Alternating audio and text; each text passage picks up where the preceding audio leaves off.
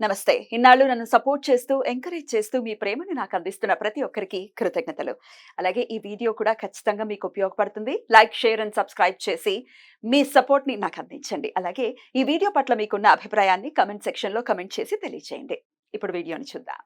నమస్తే. Welcome to our channel. నేను పద్మిని. ప్రస్తుతం మనతో పాటు ప్రముఖ ఆధ్యాత్మికవేత్త, వాస్తు జ్యోతిష పండితులు, లలిత ఉపాసకులు, వాస్తు జ్యోతిష శిక్షణ నిపుణులు బ్రహ్మశ్రీ నానాజీ పట్నాయక్ గారు మనతో పాటు ఉన్నారు. మాట్లాడదాం. నమస్కారం సార్. శ్రీమాత్రే నమః. సార్, పూజ అనే కాన్సెప్ట్ కి దాని వెనకాల ఉన్నటువంటి అంతరార్థాన్ని డెఫినెట్ గా అది వక్రీకరింపబడిందా, లేకపోతే కోరికలు ఎక్కువైపోయే కలియుగం ఇంపాక్ట్ తో అనేది తెలియనటువంటి విషయం. ఇంకా పూజ చేసామంటే ఖచ్చితంగా మా కోరిక నెరవేరిపోవాల్సిందే. నెరవేరలేదు అంటే నెపం ఎవరి మీద అంటే అమాయకంగా దొరికేటటువంటి భగవంతుడి మీదే వేయటం. ఇంకా గొప్ప విషయం ఏంటంటే భగవంతుడు మమ్మల్ని పరీక్షిస్తున్నాడు. ఆయనకి గదే పని. ఈశ్వరుని నడిపేంత పని పెట్టుకుని ఈయన దగ్గరికి వచ్చి పరీక్షిస్తూ కూర్చుంటాడు. కోరిక నెరవేరకపోతే వచ్చేటటువంటి అక్కసు ఉంటుంది చూసారా, దాంతో ఎన్ని రకాల మాటలైనా మాట్లాడతారు. అరే మళ్ళీ ఏ మొహం పట్టుకుని స్వామి దగ్గరికి వెళ్తామో తెలియనటువంటి పరిస్థితి. సరే, అసలు ఎందువలన సరే ఎన్ని కాల్స్ వింటూ ఉంటే ఆశ్చర్యం అనిపిస్తుంది. నిజంగా ఎలా చెప్పాలో తెలియనటువంటి పరిస్థితి. సార్, దీని గురించి ఒక్కసారి మీరు చెప్పాలి సార్. ఎన్ని పూజలు చేసినా మాకు దేవుడు అనేవాళ్ళు లేడండి, ఇలాగే చేస్తున్నాడు మాకు అసలు ఎన్ని కష్టాలు. దేవుడు అనేవాళ్ళు లేడని అంటే అయ్యి బాబు ఊపిరి ఎలా పీలుస్తున్నారా బాబు, దేవుడు అనేవాళ్ళు లేకపోతే అనిపిస్తుంది.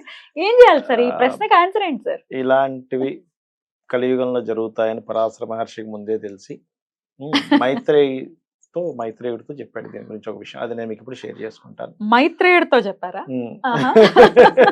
ఇలాంటివి జరుగుతాయని ఆయనకు ముందే తెలుసు, కలియుగం ఇలాంటివి ఉంటాయని కూడా. అప్పటి కాలంలో జరిగిన విషయం చెప్పాడు ఆయన. అదేంటంటే, ధ్వజదత్తుడు అనేటువంటి ఒక బ్రాహ్మణుడు ఉండేవాడు. ధ్వజదత్తుడు. అతనికి 15 మంది ఆడపిల్లలు, స్త్రీ సంతానము, 5 మగ సంతానం. 6 మగ సంతానం, 15 మంది స్త్రీ సంతానం, మొత్తం 21 మంది. 21 మంది సంతానం ఉంటే ఎలా ఉంటుందండి? ఇంట్లో ఆ సంసారాన్ని నడిపించాలంటే చాలా కష్టదాయకంగా, అలాగే కష్టదాయకంగా వెళ్ళేది, అలా జరుగుతూ ఉండేది. ఒకరోజు అనుకోకుండా ఇతను వీళ్ళ భార్య వంటగదిలో ఉండగా వెళ్ళాడు. ఎందుకు ఎప్పుడు వంటగదిలోకి వెళ్ళడు, నడుస్తుంది. ఆవిడ ఏదో 2 ఆకులు వేడి చేసుకొని అదే తాగేసి అదే భోజనంగా స్వీకరిస్తుంది. అన్నం లేదు, మిగతా అందరికి పెట్టేస్తుంది, ఆవిడకి మాత్రం సరిపోవట్లేదు. అప్పుడు ఒక్కసారిగా బాధపడతాడు. అయ్యో ఏమిటిది, ఇంతమంది పిల్లలు, నేను భోజనం కూడా పెట్టలేకపోతున్నాను, ఏమిటి అసలు ఇది, ఇంత దారిద్రమా మనకుంది అని అనుకున్నాక అప్పుడు భార్య ఏం చేస్తుందంటే, సరేనండి మనం పూర్వజన్మల్లో ఎవరికో అంటే ఆవిడ బాగా చదువుకుంది కొంచెం, నేను ఎవరికో పుణ్యం అంటే నేను ఎవరికి ఫుడ్ పెట్టలేక, నాకు తెలిసి అన్నాన్ని పెట్టకపోవడం వల్ల నాకింత అధిక సంతానం ఉంటూ వాళ్ళకి పెట్టడమే తప్ప నాకు లేకుండా పరిస్థితి ఉంది. ఎందుకంటే తల్లి ఎప్పుడు కూడా తను తిని పిల్లలు పెడదామని అనుకోదు, పిల్లలు పెట్టాక మిగిలింది ఏదైనా ఉంటే తిందాం అనుకుంటుంది. కాబట్టి నేను ఏదో పాపం చేస్తుంటాను, ఇది నివృత్తి అవ్వాలంటే నువ్వు తపస్సు చేయి, ఏదైనా మంత్రం, ఏదైనా గురువుల దగ్గరికి వెళ్ళి మంత్రం తీసుకొని తద్వారా ఐశ్వర్యాన్ని మనం పొందుదాము అని చెప్పినప్పుడు అతను కూడా సరే, ఎలాగో ఇంతకాలం నడిచిన 1 సంవత్సరం పాటు నువ్వు ఈ సంసార బాధ్యతను నువ్వు తీసుకొని నేను వెళ్ళి ఏదైనా ఒక మంచి గురువుని పట్టుకుంటానని చెప్పి బయలుదేరతాడు. అదేవిధంగా ఒక అరణ్యాలు, పర్వతాలకు వెళ్తాడు. అక్కడ ఒక పుష్కరుడు అనేటువంటి ఒక మహాభక్తుడు, అంటే ఇంకా అసలు ఉపాసకుడు, ఆంజనేయ స్వామి ఉపాసకుడు, ఆయన దగ్గరికి వెళ్తారు.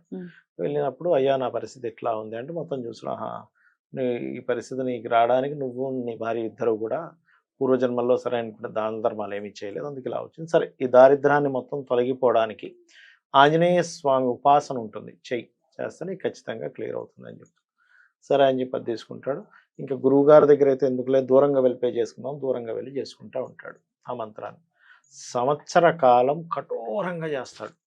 అంటే ఎంత కఠోరంగా చేస్తాడంటే అతని చుట్టూ కూడా తపస్సు చేస్తాం మనం ఎందుకులే, ఎంత నియమనిష్టలతో చేస్తున్నాడు కదా, సంవత్సరం చేసినా ఈ ఫలితం రాదు. ఫలితం రాదు, అర్థం కాదు, డౌట్ వస్తుంది. ఏమిటి పుష్కరుడు కాదు నిష్కరుడు, అది ఇది తిడతాడు.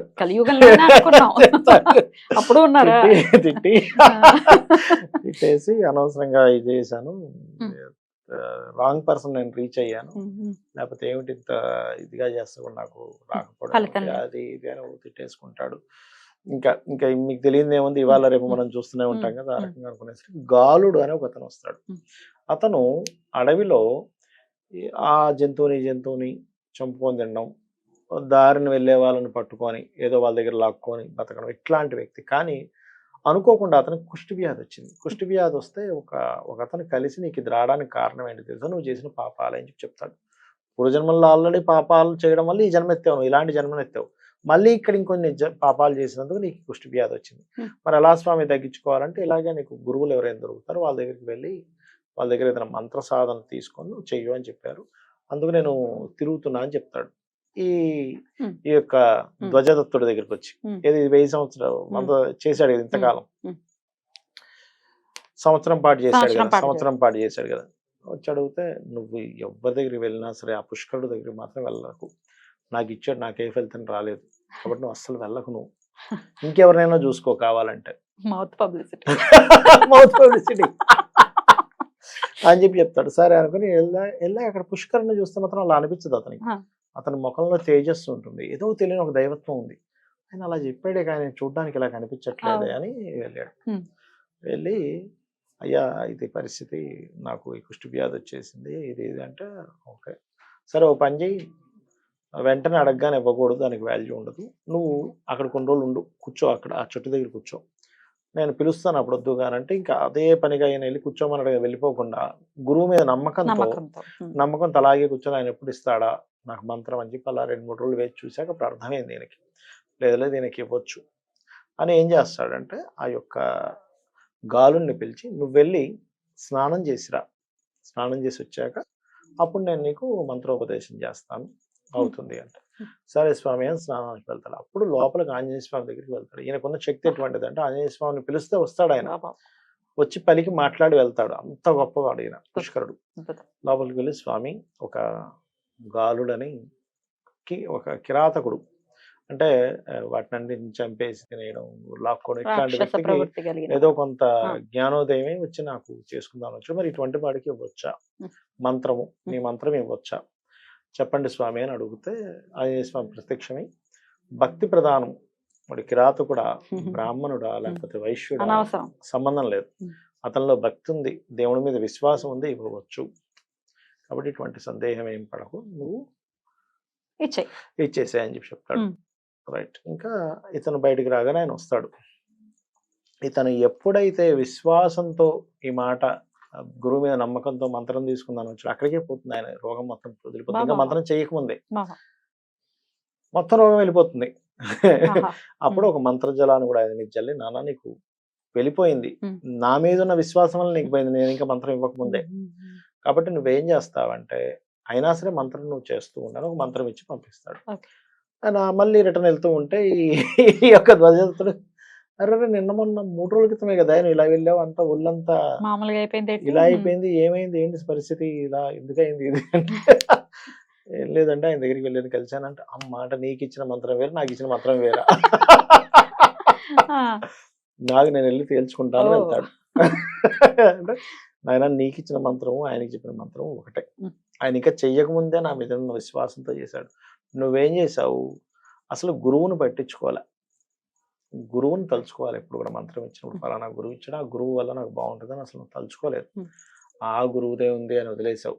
నువ్వు ఎంతసేపు వేరే రకమైన ఆలోచనలతోనే చేస్తూ వెళ్ళిపోయి, ఇవాళ వస్తుందా రేపు వస్తుందా, ఇవాళ చేశాను కదా, ఇవాళ ఈవినింగ్ కల్లా వచ్చేమో ఈ మంత్రమహిమ, రేపటికల్లా రావచ్చేమో, లేదు 10 రోజులు అయిపోయింది ఇంకా రావట్లేదు అంటే, ఈ సంశయంతోనే సంవత్సరం పాటు చేసావు. నేను చూడ్డానికి బయట మాత్రం నువ్వు సంవత్సరం కఠోరంగా చేసినట్టు కనిపిస్తుంది, కానీ నీ లోపల ఉన్న ఆలోచనలు అన్నీ ఎప్పుడు కూడా ఇది ఎప్పుడు ఫలిస్తుంది అనేదే కానీ భక్తి మీద లేదు ఎక్కువగా.